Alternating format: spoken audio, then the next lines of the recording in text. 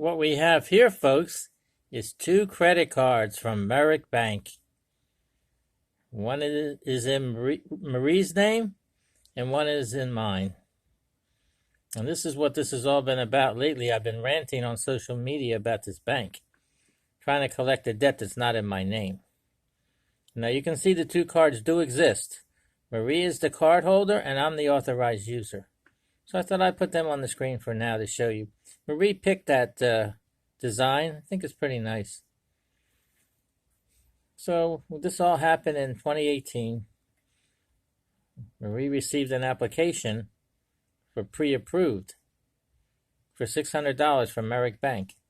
And boy, she was happy. She felt so good. Because nothing like that we've been getting, not much of that. We've been paying on bills from, for years now. I'm paying on bills.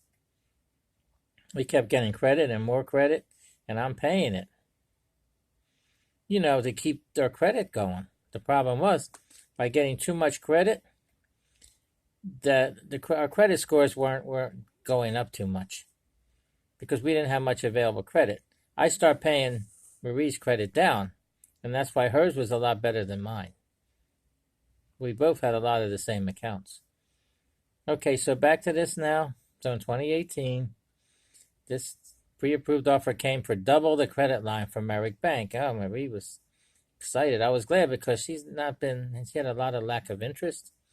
And that actually really brought her back to life, I guess, as you might call it. She really was excited. I was glad for that, Of course, I wasn't going to say that, not to take the offer. Of course not. So we read it over. I read it. She gave it to me because she knows I know more about it. And I told her, it's not a bad offer. You're going to give you $600. And you make 7 on-time payments. And they'll give you another $600 after that. I said, it's $1,200. She said, $1,200. I said, don't spend it already, Marie. Didn't get it yet. And she understood everything. I went in the computer and she filled it all in. I let her fill it in because she, I wanted to show her how to do it. She typed it in. I set up the cursor and all, onto the screen, and she typed it in. And then after that, it was how they come up with the explanation, and it said on about giving permission. They wanted permission to call to service the account using an auto dollar on the cell phone. I told Marie all about it. She says, okay, check it. I don't care about that. I'm not worried about that. They're not going to be calling them once they give you the credit. I said, no, they're not. The service account could be anything. They could call you and see if you wanted to buy something or whatever, but not for to call you because you didn't pay the bill. We had no intention of not paying. That was, with that offer, they knew they were going to get 7 payments. I mean, nobody would just take that offer and then use up to $600 and don't pay. So we knew that right there, we knew that as far as paying them. So it went on for a while. The cards came. I got one. She got one. You're looking right at them now. And it was good. She used it. She was happy. I told her, be careful with it, your information over the phone and all. And she did. And I would pay, I made sure, if we're both using it, I was using it to pay off other bills little by little. Just make the monthly payments. A lot of them were going down lower on her accounts. So I figured we got that to replace it for now. So I was taking care of that pretty good. And all of a sudden, Marie starts getting sicker. Had to go to the hospital, then the nursing home. This is after, we got this card. So then I start contacting the banks and started to let them know. And then I got this lawyer, which I saw online, about these accounts. I gave him all the accounts, the ones he could take care of, the ones he deals with. So everything was, not too bad up to that point. I had a lot of calls. Then, too, I was keeping the phone log for all the accounts that we had, once I stopped paying. So I kept paying Merrick Bank because I figured I had too many at one time. So since it was a Visa that I could use it, to pay over the phone and to buy some things, I figured, well, may as well use it. I'm paying them, keep using it. A lot of times I would send more than what the minimum payment was because I wanted to buy some things. So it got to a point once everything settled down, I couldn't pay. I just couldn't pay with the bills I had to pay. My income was cut in half. So, of course, and then as grief-stricken as I am to begin with, I didn't want to, deal with them either. So I got the lawyer, and he called them. I gave him the phone log. I emailed it to him, and he emailed me a statement, to sign, to agree to everything, that the bank was going to pay him. I didn't have to pay him, and if I got any money, he wasn't taking a percentage of the money either. So I figured it was a good deal. So he took care. As soon as I called him in November, the call started. I waited a couple of weeks to see how far this was going to go. I noticed they were calling on the cell phone and the landline. Because when Marie I told her about it, she gave permission. And I don't think they were supposed to do that. So that's what these banks are doing, like Merrick Bank. They're doing these unethical tactics. Because they put that on there on a pre-approved application. You have to give permission. And it was on there somewhere with all the stuff that they had in there. And then she signed it. She even said it. You mean if I don't sign that, if I don't agree to it, they're not going to give me the credit? I said, well, that's the way it looks. They might still give it, but I don't think so. First of all, that should have been separate. The law says that because I looked it up. That when if they want you to get permission from you to make those calls, they're not supposed to, but if you give them permission, they're allowed. So that's supposed to be separate, not together with something else like they did with that offer. That's the reason why they called, because gave permission. But when they were calling in November, they were calling for me. They were calling for Marie because she's the card holder and she's the one that agreed to that, to allow them to call. So in November, I think it was 19 calls on the cell and 43 on the landline. One day I got 7 calls in one day. 5 on the landline and 2 on the cell. And I contacted the lawyer and then the call stopped.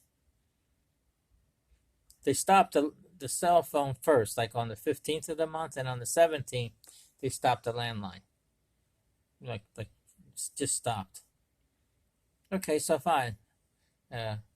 Got I guess litigation against them because I had the lawyer in my name, even though Marie passed away. But I'm going after Merrick Bank for the account. Plus, I'm authorized user on it. So in that case, I can do that because I was the one receiving the calls. If she wasn't there, I received the calls. And plus, the phone numbers are both in my name. So the lawyer wouldn't have taken the case if he knows that it couldn't be done. He can say, well, no, Marie would have to do it, and she's not here, and she can't do it. That doesn't give them any, I guess you could say, let them off the hook because of that. So what did they do? They waited a month and a half knowing that I got litigation against them, right, for the calls, about those calls. And they know the calls were wrong. Not supposed to be making those calls. So, of course, they waited a month and a half, and then in January of 2020, a month ago, they start calling on the landline, 4 calls a day on the landline. They're admitting right there that they know not to call on the cell phone. First of all, I didn't give them permission. That proves it right there that they were directing it to me. The phones are in my name. So what were they doing? Retaliating against me, huh? Because they're going to try to collect the money from me. And plus, that bill, that debt as you call it, whatever it is, when Marie passed away, that debt is passed away. Unless they could collect it if we were married, well, then they could go after me for it. But we're not married.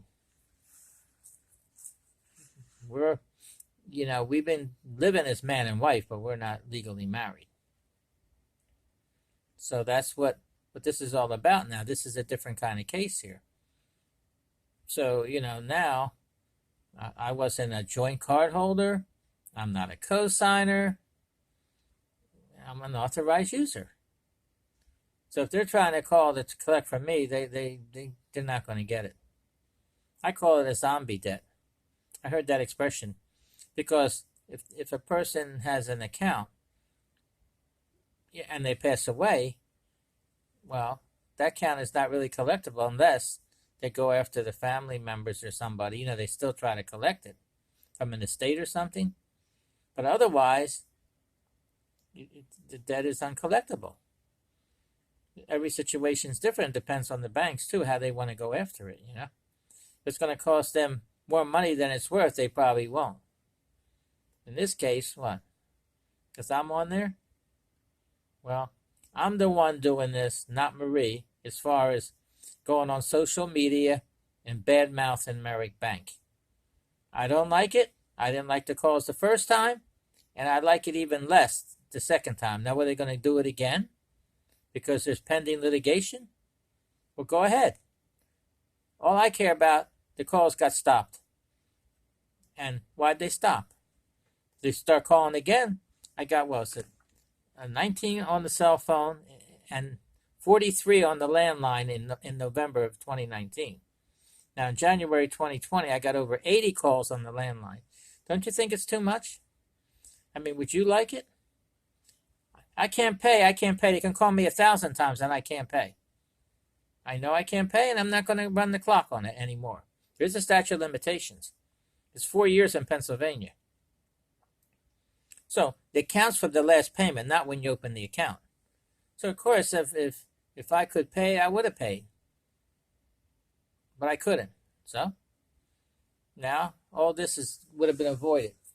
Wouldn't have been avoided because they called me the first time, or Marie, they called for her. But now the fact that she's passed away, well, they tried it on her, and now they're doing it on me. Now what are they going to do next? Call the lawyer for the payment? I can't call anybody because I don't have any family. We outlived our family. So there's really nothing they can do. I know I'm not responsible anyway for it to begin with.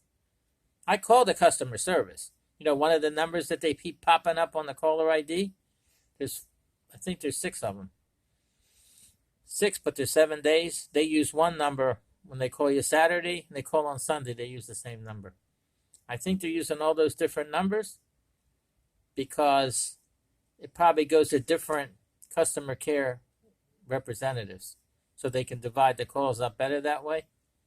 So I called last week, and I recorded it too, because when I call one of the numbers, it goes to another robot, and it says, your call is being recorded for quality assurance, and the next representative will be with you shortly. Look at that. I want them to record it because I want them to hear what I have to say. So I didn't care about them recording the call. So when I did it online, it was live. It's in one of the recordings that I already posted it already. That was last week. And I talked. The woman answered the phone pretty fast, and I told her, this call is being recorded for quality assurance. She says, I don't agree at first. But then she asked me the Quest account number and all. And I told her that Maria passed away. And I'm getting all these calls, and I'm an authorized user, so forth and so on. Then she puts me on hold with that funny music that they play. I guess she didn't know what to do because I came off kind of strong. I try to control myself. Well, a few minutes later, she comes back and says, oh, well, we need a copy of the death certificate. I said, well, you don't believe me? You think I'm going to make up something like that? He said, no, they need it. I said, you know what? I'm not giving the copy of the death certificate. I got to check with my lawyer. I have a lawyer. I have a case pending there. Oh, I don't know about that. I said, well, I'm telling you that I do. And you could tell, if you want to keep billing me and charging me, whatever you have to do. I said it in so many words. I don't know exactly what I said, but I have it recorded, so it's a record of that call.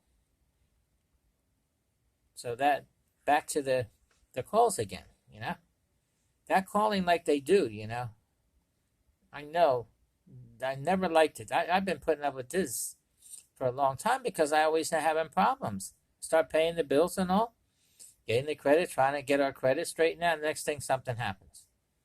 I gotta lose my job. Now I can't pay. If you get unemployment, it's usually half of what you're making.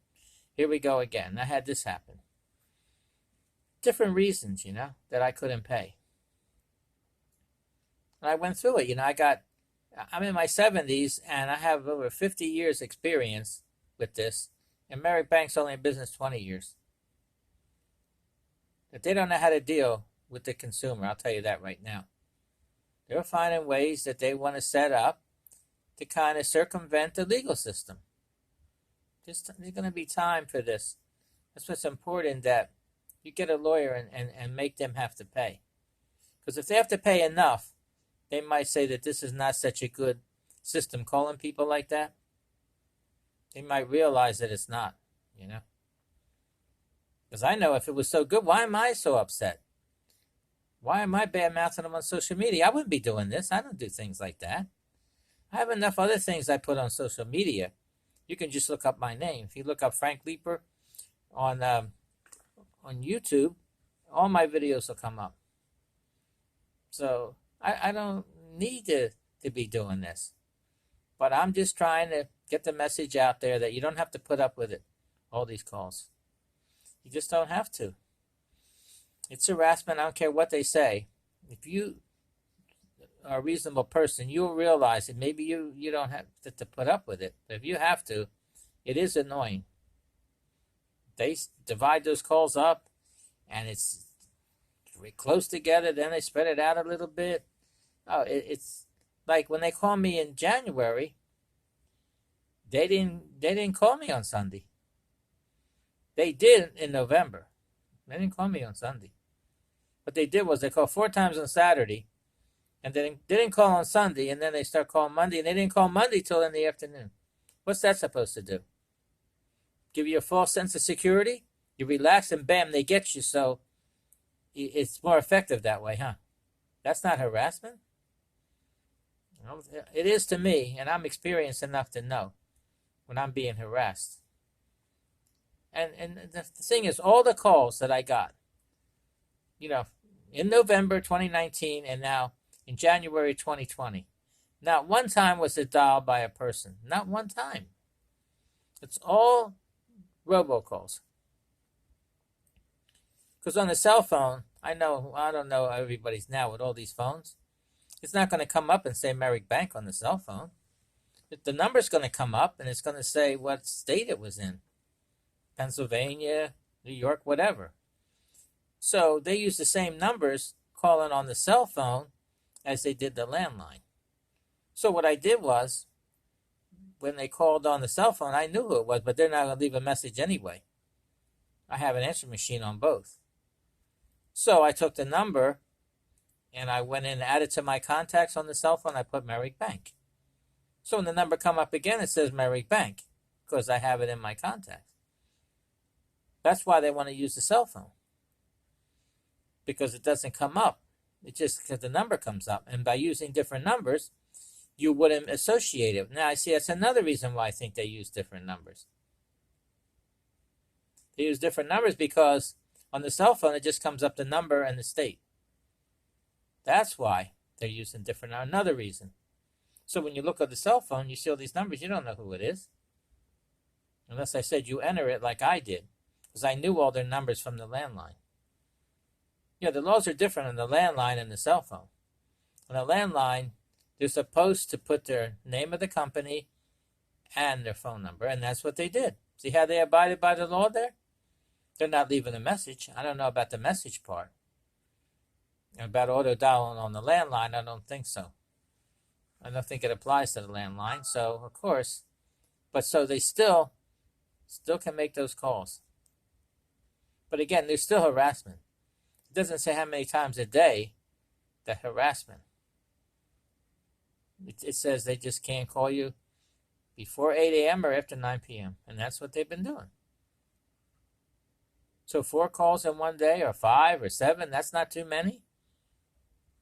That has to be determined, that if that's not harassment and that's not meant to annoy you, I think it is, and I know it is. So as I say, if you're having problems out there, anybody, not with this Merrick Bank necessarily, but any banks do it. A lot of the smaller banks do it. The bigger ones don't do this. They call and leave a message, and they call you. A real person calls you. They probably don't have hardly any lawsuits or nothing. Merrick Bank does. But Merrick Bank doesn't get too many people, individuals, to do it. Because people don't realize they can do this. They don't realize that they can get a lawyer and they can fight it. And they can go after them for it. And Merrick Bank and all these banks don't think that you know that. That's why I don't like these calls. Because they're insulting my intelligence, I know what they're doing. I have experience. I'm not just somebody just getting credit, don't know, and they're afraid to do anything because they don't think they can get a lawyer because it's going to cost them more money than what they owe. So that's the reason why they get away with a lot of this. So if they have to pay me, well, if they have to pay me, well, that's the cost of doing business. But with all the money that they're collecting and all those fees, well, they're not losing. But if it got to a point, because me doing something like this, bad-mouthing them, well, if that ever happened, you know what that means. Me bad-mouthing them on social media, well, that's going to let a lot of other people know they can get a lawyer. And lawyers don't charge. You don't have to pay, depending on the case. But I know the lawyer I have that I got because of this. Me owing all those cards. When Marie passed away, I needed help. He stopped the calls. He did it this time, too. The thing was, they started up again. And I think that's something to do, like I said, they're trying to retaliate against me. Well, they can retaliate all they want. If they can call me every day and do all that, what they did, harass me, I can badmouth them on social media. And I'm still going to do it. The call stopped, I'm still doing it. Now, if my lawyer says to me not to do it, I won't do it. Because I respect him for all the way he's helped me so much and all. And if he tells me, well, I will abide by it. Otherwise, I might keep doing this for a while. And not only that, all these stuff I put on YouTube and all these videos and all, they stay on there a while. Unless I delete it, it's going to be on there a while. So, even though I'm not doing it anymore, through the years, people might just notice it and they're going to hear about it. So, Merrick Bank, I think, better get their act together. If they ever expect to be one of the big banks, they're not. I know, like I said, a lot of people probably never even heard of Merrick Bank. I did. Because I had another account with them. It was a different kind of an account. It was like a checking account. They sent it to me. This was a while ago. And they gave convenience checks with it. A checkbook. It was nice in a way. I kind of liked it because that way you didn't give your credit card number out or nothing like that to worry about. And you just wrote the check and up to your credit limit. And then you just mailed it with your bills, and it was kind of nice, I kind of liked that account. It was nice to have a checking account. Of course, you're getting billed like you would for a credit card statement. It wasn't too bad. So I remember that at Merrick Bank, but that's a while ago. And I know I couldn't pay, and I had problems with them calling. Not like this. Actually, people called, and they were harassing me on the phone. I do remember that. You got to pay. You mean you don't have $10 to pay on the account to start paying on it? Or I said, no. I can't pay, I'm not going to start the clock running. Because once you stop paying, the statute of limitations does kick in. It doesn't count when you open the account. It counts from the last payment. So in Pennsylvania, it's 4 years. So after 4 years, When the last payment is legally forgiven. But it might stay on your credit report for 7 years. So, of course, I don't want to start none of these accounts and start paying them now. Because just let them go, you know. They're not going to be, well, in this case, it's not collectible anyway. Because Marie passed away and she was the card holder. So, I'm going to make Merrick Bank remember me. They're going to remember us. Because I'm making sure, now Maria's gone. She would want me to go on like I'm doing, you know. We discussed all that. Something happened to me, she's going to go on the best she can. If something happened to her, she wants me to go on the best I can. So that's what I'm doing right now. Much as I'm still grieving and all, but I'm still trying to do something good to help people. That's why I'm doing all this. So anybody out there that's having problems, I'm going to give you the lawyer that I have. He's very good. His name is Paul Mankin. That's MANKIN. And for a free consultation, you call 800-219-3577. I'll repeat it. The number is 800-219-3577.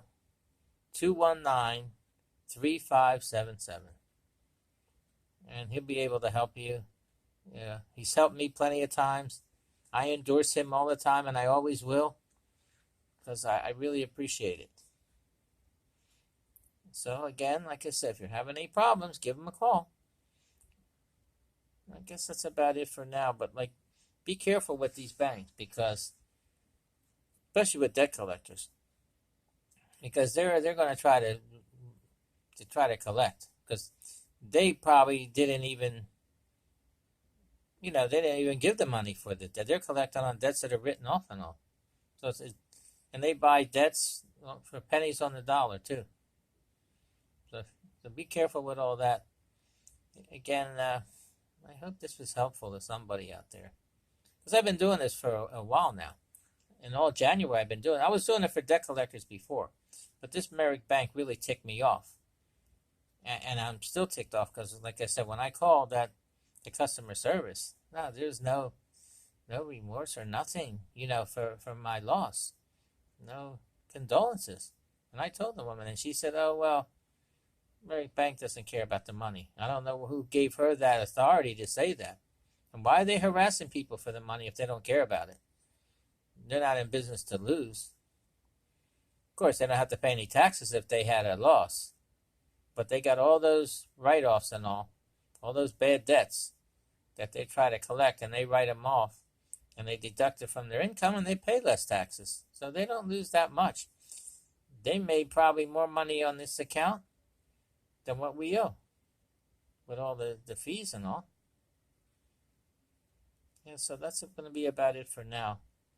I hope this, again, hope it was helpful. And I'll be updating this if anything happens, you know, with the case, you know, that I have right now. So I hope you enjoyed this presentation. And I'll you know, I put in when I go on Twitter, I always put this as a repeat tweet, meaning if you already saw it, you don't have to view it again. But I have so many on there that you might want to go back and check them out. But this one I covered pretty good everything, you know, about how we got started with Merrick Bank. It was a pre-approved offer. I would never have got this bank. Okay, well, I think this will be it for now. And everybody out there, have a great day, and I appreciate you for your time.